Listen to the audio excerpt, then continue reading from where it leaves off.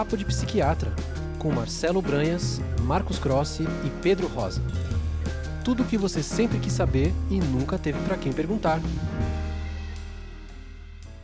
Seja bem-vindo a esse episódio do podcast Papo de Psiquiatra. Nós continuamos com a presença ilustre da doutora Anny Brito. A gente falou 2 episódios sobre neuromodulação, porque ela trabalha com isso, ela tem uma clínica, a gente vai colocar o link da clínica, se você quiser, tem lá nos episódios anteriores, a gente colocou na descrição, né? Mas ela é psiquiatra da infância e adolescência, então ela fez a residência de psiquiatria, fez uma residência adicional em psiquiatria da infância e adolescência, e ela veio falar pra gente de um tema muito importante, com uma inclinação prática, que é o uso de redes sociais, que é o uso de smartphone pelas crianças, pelos adolescentes, inclusive com foco numa lei recente que foi promulgada, que proíbe o acesso a smartphones em escolas, né? Uma lei que ela pode ser considerada por algumas pessoas polêmica. A gente já manifestou aqui nosso apoio anterior a essa lei. A gente tem outros episódios sobre redes sociais, mas a gente quis trazer também a Anny para falar sobre isso, por uma relevância muito grande desse tema no desenvolvimento dos jovens, na saúde mental dos jovens, e uma pessoa que tem experiência em lidar com isso no consultório, que pode ajudar a gente também em fornecer informações para os pais. Muitas vezes ficam muito aflitos sobre o que fazer, como lidar com isso. Então, como sempre, eu, Marcos Marcelo, estamos aqui nesse nosso episódio do podcast com a Anny novamente. Seja muito bem-vinda mais uma vez. Olá, pessoal, muito obrigada mais uma vez. E obrigada pela oportunidade também de falar desse tema que, assim, eu diria que no meu consultório é uma pergunta que eu respondo todos os dias, se não, às vezes, várias vezes ao dia, assim. Como eu posso reduzir o uso de tela nos meus filhos? Vamos imaginar aí crianças e adolescentes que estão 100% do tempo conectados, então geralmente com um smartphone, que estão sempre ali acessando YouTube, redes sociais diversas, jogando games, tanto isso vale games, né, tanto no celular quanto em dispositivos ou até mesmo no computador. E, assim, o que nós vemos, nós vamos ter um episódio que vamos falar um pouco mais sobre isso, mas que realmente há uma deterioração importante da saúde mental de jovens e um comprometimento do desenvolvimento cerebral em crianças e adolescentes que usam o smartphone, que usam tela. E há estudos que mostram que quanto maior o tempo de uso, maior o comprometimento de saúde mental. São coisas que aconteceram com uma certa concomitância, né? Então a gente vai falar disso no outro episódio, né? Mas deterioração de saúde mental e uma disseminação do uso de smartphones com uma quantidade de aplicativos, jogos e conteúdo que é produzido que você não vai encontrar uma pessoa que não vai achar um conteúdo que a interesse. Eu sou psiquiatra de adultos, né? Então a gente já vê isso em adultos que não têm controle do consumo de digital. A gente tem episódios sobre bets, a gente tem episódios sobre jogo eletrônico, a gente tem episódios sobre pornografia. Agora, imagina isso para um jovem que tem uma dificuldade maior de controle de impulso, que tem uma dificuldade maior de regular esse comportamento, né? E também um cenário onde eles estão conectados com os amigos por lá, e o quanto que um jovem também, muitas vezes, ele sente uma necessidade de estar constantemente conectado, fazendo durante da adolescência de essa necessidade exacerbada de socialização, né? Quer dizer, esse é um contexto que parece ser muito propício para gerar problemas mesmo, né? Exato. E uma coisa que eu falo muito para os pais, assim, nunca espere que o seu filho ou sua filha vão usar o smartphone, né, o eletrônicos aí, de forma, assim, responsável. Não espere isso acontecer, porque eles não têm o arcabouço neurológico, desenvolvimento de lobo frontal suficiente para poder se autocontrolar ali diante de algoritmos que são cada vez mais rebuscados em manter a pessoa grudada na tela 100% do tempo. Infelizmente, apesar de muitas regulações que têm surgido, mas essas redes, vamos falar de redes sociais, mas a gente pode falar também de games, pode falar de questões específicas, mas infelizmente, assim, essas empresas, né, de redes sociais, elas, assim, não têm a responsabilidade adequada em se tratando de jovens, porque na prática eles têm interesse, quanto mais a pessoa usar ali, mais eles vão lucrar. Então, é importante que esse controle do uso de telas, eles venham por parte dos pais. Nunca esperem que isso vai vir da parte das crianças e muito menos de um adolescente.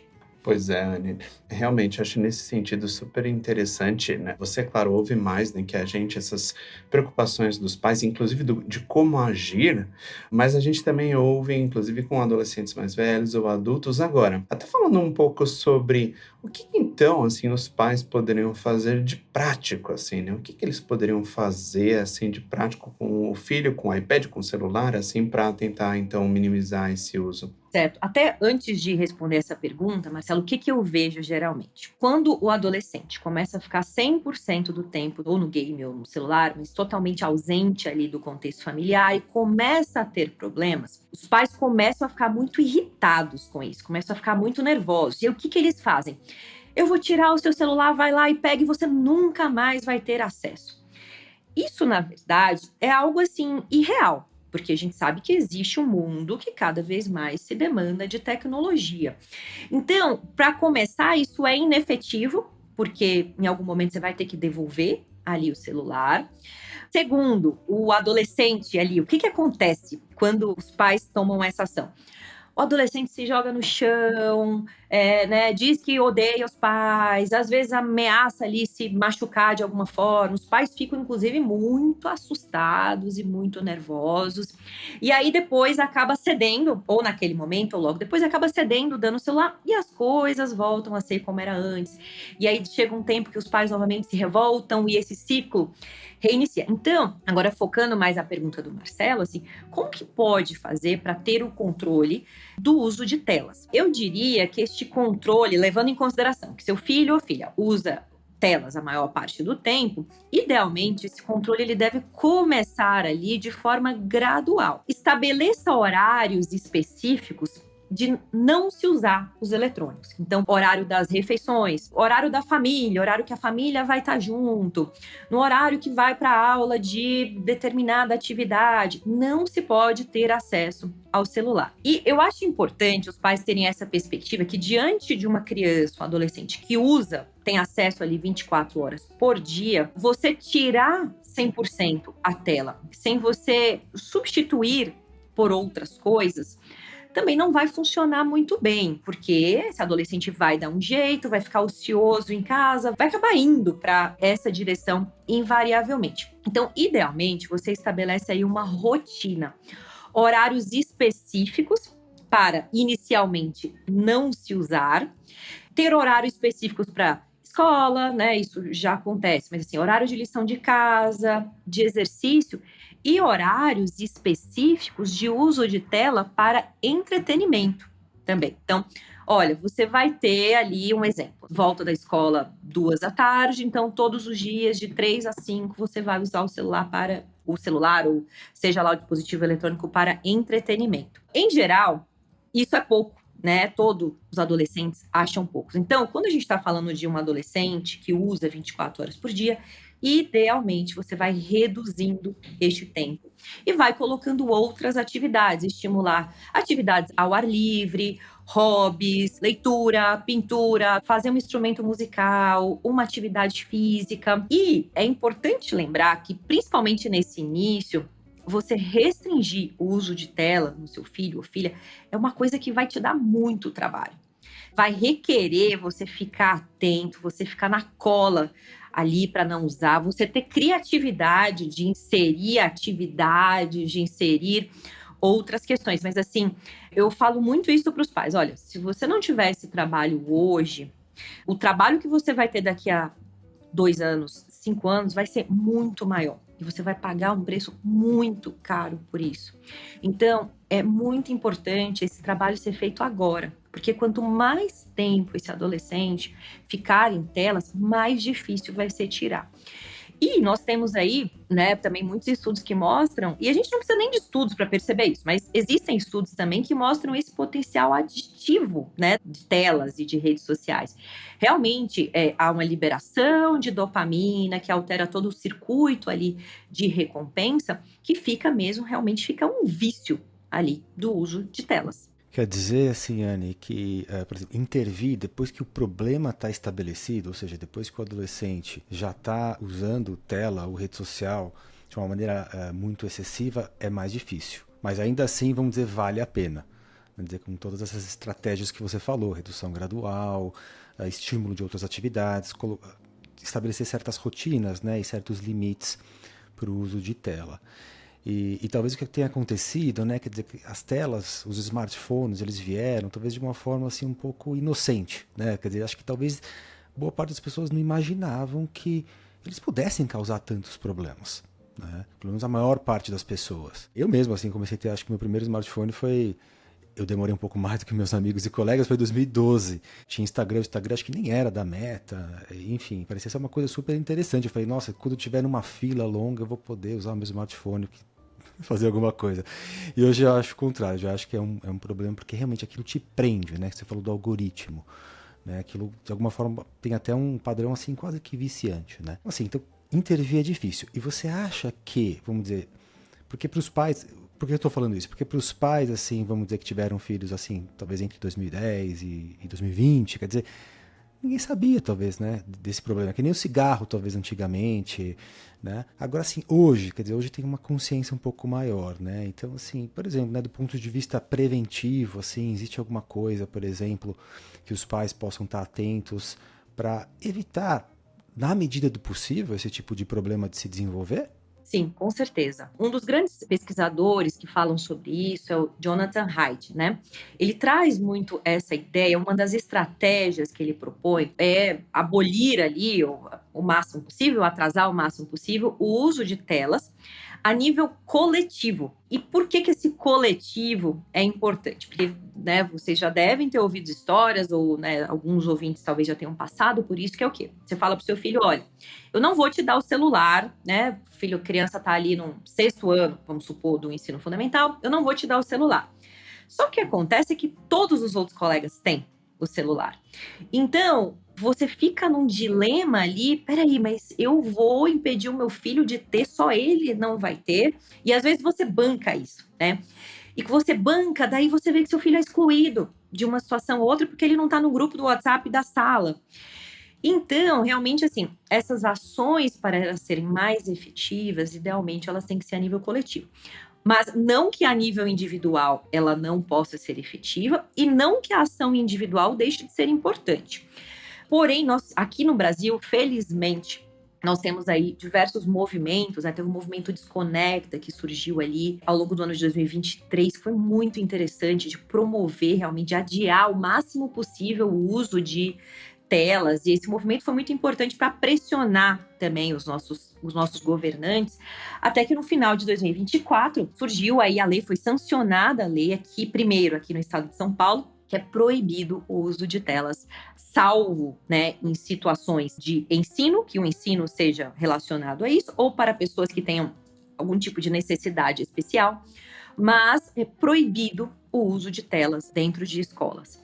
Isso, assim, foi uma iniciativa muito feliz. Eu acho que o Brasil está na frente até de muitos países do mundo para isso. As escolas tinham muita dificuldade de impor regulamentações, porque, você consegue impedir que a criança não use durante a aula, por exemplo, mas dá o recreio. E aí você vê um ou outro escapa, tá ali mandando mensagem no meio disso. Então, os professores tinham muita dificuldade de colocar limite. Aí o professor fala, você não pode usar. E aí o pai fala, não, você tem que usar, o celular sou eu que te dei, é seu. Então isso virava um dilema, então essa lei foi muito importante. Essa lei primeiro veio a nível do estado de São Paulo, mas em janeiro agora de 2025 foi sancionada essa lei a nível nacional. E é muito interessante também, pessoal, ver o que os pais têm trazido em relação a isso, né? Então, volta e meia, algum pai tem comentado assim, olha, meu filho tá ansiosíssimo com essa volta às aulas, sem poder usar o celular.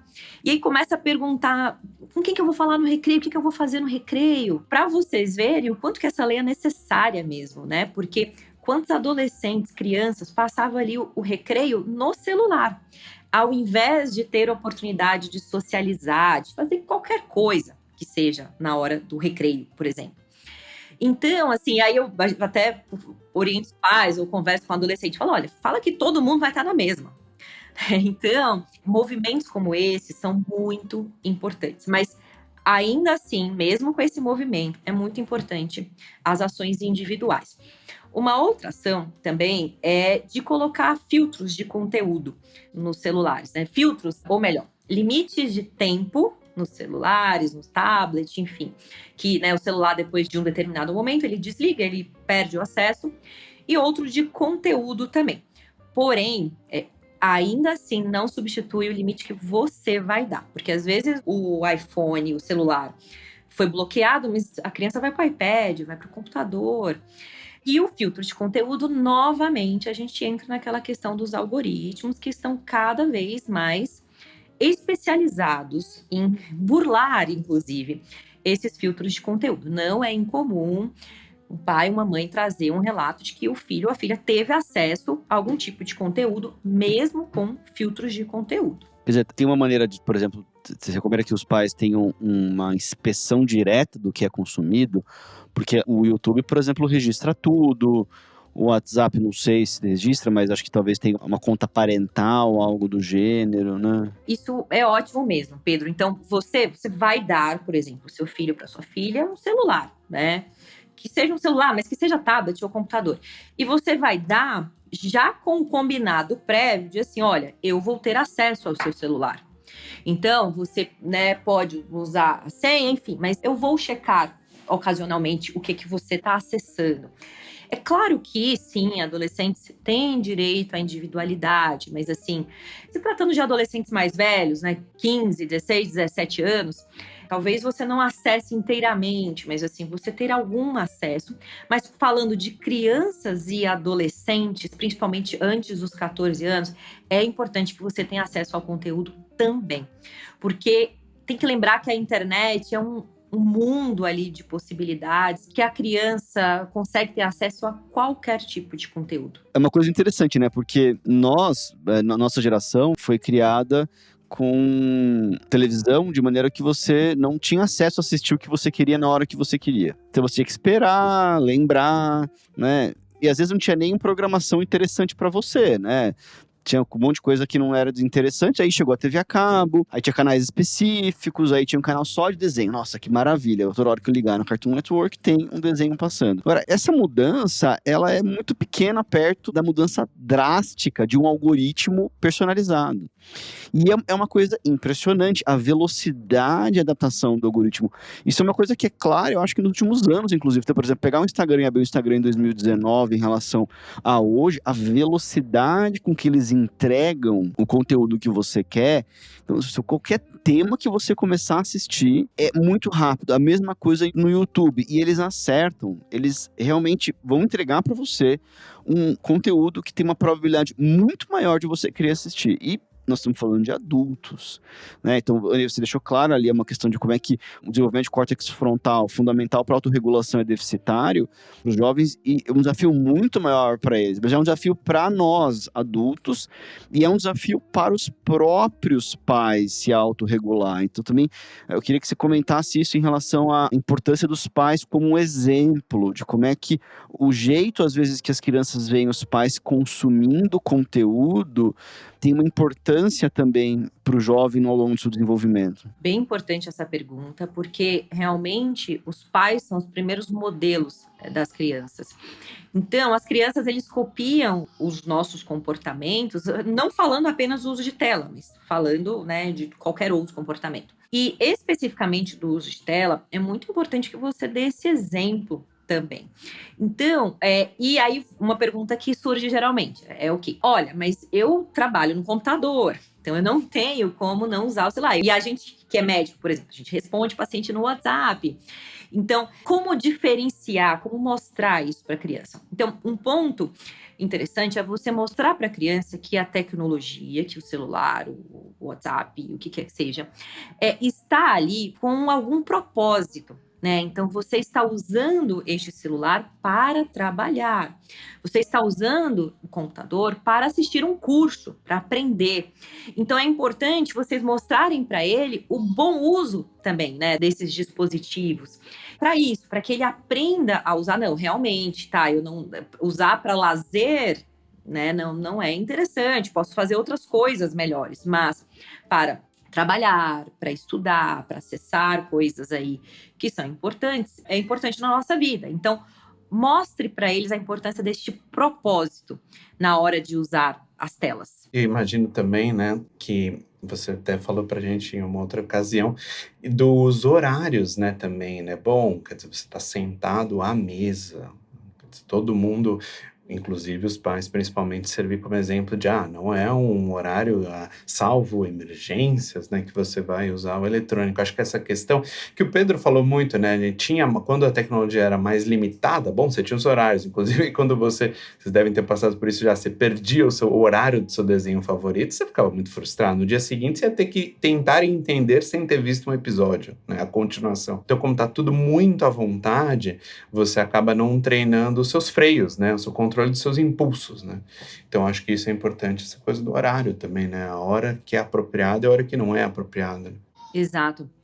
Essa frustração que a gente passava, assim, de eu perdi o horário, cheguei atrasado, perdi o horário do desenho que eu queria, eu que lute, né? Azar o meu, assim.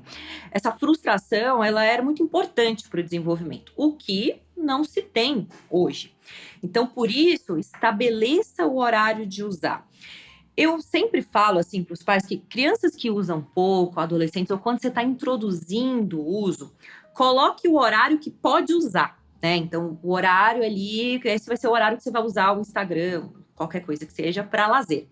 Agora, se seu filho ou sua filha usam o tempo todo, você vai começar reduzindo os horários que não é para usar. E aí, Marcelo, complementando isso que você falou, essa frustração de eu quero, mas eu não posso, porque não é possível, é muito importante para o desenvolvimento. Os modelos em relação aos pais também tolerarem sofrimento, quer dizer, a expressão que os pais têm em relação ao filho, de como é que eles toleram o sofrimento, de como é que eles regulam as próprias emoções, fornece um modelo para os jovens. Então, você vê que a gente está falando de redes sociais, de uso de smartphones e telas, etc, etc.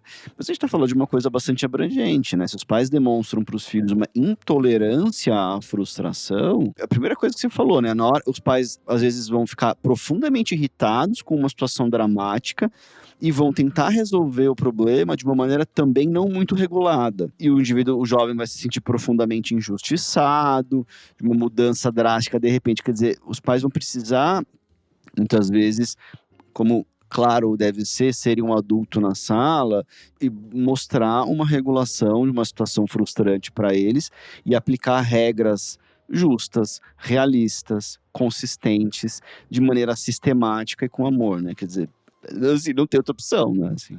Exato, é isso, assim, é você tolerar, inclusive, a frustração do seu filho ou filha. Vai ser frustrante, poxa, eu tô aqui jogando um game, que eu tô com vários outros amigos jogando, se eu sair agora, eu vou deixar os amigos na mão, eles falam isso, né? E eu tô num momento chave aqui, que eu preciso finalizar essa parte aqui do jogo, pelo menos, e você vai tirar, porque é importante, deixa essa criança lidar com frustração, e você vai precisar tolerar as reações que este adolescente vai ter. Lidar com a frustração, inclusive nós, a nível de adulto, é super importante, até para também ter como modelo para as crianças. E, Anne, então quer dizer, você está dizendo para a gente como estabelecer esses limites. Eu acho que tem razões óbvias, né, para a gente estabelecer esses limites, né? Então, por exemplo, o adolescente que fica no celular à noite, ele pode ter um prejuízo do sono, né? Ele pode evitar fazer a lição de casa, né? Ele pode não aproveitar a escola, ele pode não viver a vida de maneiras, vamos dizer, mais diversas, mais completas. Pode não fazer exercício físico, por exemplo, e assim por diante. Agora, sim, existem outros motivos também que vamos dizer, justificam, assim, colocar esses limites, né? Assim, o que a rede social ou o uso de tela em excesso pode causar no desenvolvimento das crianças e dos adolescentes? Se nós pensarmos, comparando com as outras espécies, né, de mamíferos, por exemplo, nós somos a espécie que tem a infância mais longa que existe, né? Se vocês pensarem assim, dos 3 aos 10 anos, este desenvolvimento ele é lento, né? Assim, por que isso assim, né? Porque realmente nós somos seres muito complexos. E nós temos habilidades, nós somos capazes de desenvolver habilidades muito complexas. Então, essa infância longa é o momento de a gente desenvolver ao máximo essas habilidades complexas. Quais são elas, né? Apenas citando algumas, mas nós somos capazes de ir para Marte, nós somos capazes de ir para a Lua, nós somos capazes de tratar doenças gravíssimas, né? Então, assim, a capacidade, por exemplo, de desenvolver habilidades sociais, elas vão vir nessa faixa etária, capacidade de lidar com frustrações, desenvolver raciocínio lógico, desenvolver habilidades de linguagem, habilidades motoras. E, assim, acho que se eu fosse citar todas aqui, né, acho que nem é possível, assim, nas habilidades que nós, seres humanos, somos capazes. Então, se você substitui isso por tela, assim, você não vai desenvolver essas habilidades. Não vai mesmo, porque essas habilidades têm que ser feitas, é mais ou menos assim, até a gente aprender a andar de bicicleta, a gente vai cair muitas vezes, a gente vai primeiro andar com uma rodinha, às vezes com outra, a gente vai ralar o joelho, então é todo um processo que a infância é muito importante para isso. Então, realmente, é algo inédito, né, na condição humana, não ter essa fase da vida. E isso vai resultar realmente em comprometimentos ali do desenvolvimento cerebral. É uma coisa interessante, né? Porque, de alguma maneira, as pessoas foram convencidas de que a quantidade de conteúdo, qualquer coisa que o jovem consuma, ele pode começar a argumentar de que ele está aprendendo alguma coisa, que ele está lendo, vendo um conteúdo interessante de uma coisa que gosta, como se isso fosse substituir o longo processo, geralmente árduo, de adquirir todas essas habilidades que você descreveu, né? Então... Fora que a gente sabe, né, estudiosos do ensino, né, que, bom, aprendizado passivo nem é uma das formas, quando é único, né, uma das formas melhor de aprendizado, né, mais eficaz. Exato. E pessoal, tanto a Sociedade Brasileira de Pediatria quanto a Academia Americana de Pediatria, eles estabeleceram, né, o que são esses níveis seguros para uso de telas. Então, para crianças menores de 2 anos, assim, é praticamente proibido o uso de telas, exceto em quais contextos? Fazer videochamada, então fazer videochamada, né, com os avós que estão em outra cidade. Então, visto que não há problema, até porque videochamadas, né, são situações, por mais que você fique muito tempo numa videochamada, você vai ficar uma vez por dia, enfim. Então, videochamadas é uma coisa permitida, mas o uso ali para lazer não é recomendado. Entre os 2 aos 5 anos, o limite de tela ali, seguro e saudável, é 1 hora por dia de um conteúdo que você consegue monitorizar, que você consegue selecionar o conteúdo que a criança terá acesso. De 6 a 10 anos, 1 a 2 horas por dia. E é interessante porque é algo que as crianças às vezes falam, né? Com a pandemia, muitas atividades escolares, elas ficaram, inclusive, online.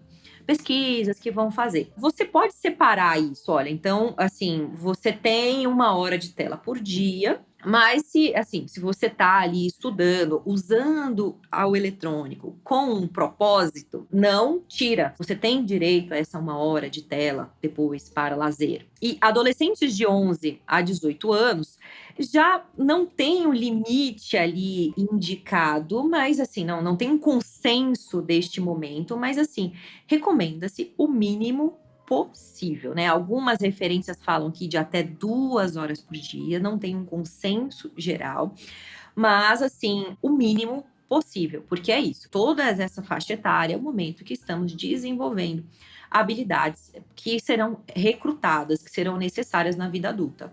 Quer dizer que assim, esse tempo de tela seria tempo de celular, iPad, computador, ou também isso inclui eventualmente televisão? A televisão, geralmente esse tempo de tela, em geral, ele está incluído televisão. Agora, trazendo para o que é aplicável, pessoal, assim, nem se compara o efeito de uma TV a celular e iPad ou videogame. É porque na TV, esses algoritmos, a gente sabe que em streamings, esses algoritmos existem também, né? Mas eles são menos atuantes ali, não tem aquela interatividade de você falar, de você estar em contato com outra pessoa. Então, o dano potencial que uma TV pode causar é muito menor. Agora, se a criança também passa, se a gente pensar o dia inteiro no computador, todos os dias, sim, ele vai estar substituindo as outras atividades que são importantes de desenvolver. Então, vai um pouco o bom senso também. Se você não tem escolha, né, e você precisa trabalhar, você está sozinho ali com o seu filho dentro de casa, e você já fez atividades, você não tem mais como entreter essa criança, você precisa optar por eu diria, opte pela TV. É que você tem mais acesso ao conteúdo, você consegue limitar mais o que vai. Os algoritmos, né, não são como o das redes sociais. Bom, acho que esse é um episódio importante, né? Acho que com orientações muito claras o que fazer, Anny. A gente agradece bastante essa precisão, né? Que é uma coisa que a gente também vai poder sistematicamente encaminhar para os nossos pacientes, né? Que tem aí dificuldades com os filhos. Muito obrigado pela sua presença em mais esse episódio, pessoal. Agradecemos a audiência, comentários, sugestões, dicas, críticas. Estamos abertos. Muito obrigado e até mais. Ótimo, obrigado, Anny, mais uma vez, e até uma próxima. Obrigada, pessoal, e até o próximo. Obrigado, Anny. Obrigado aos nossos ouvintes. Abraços.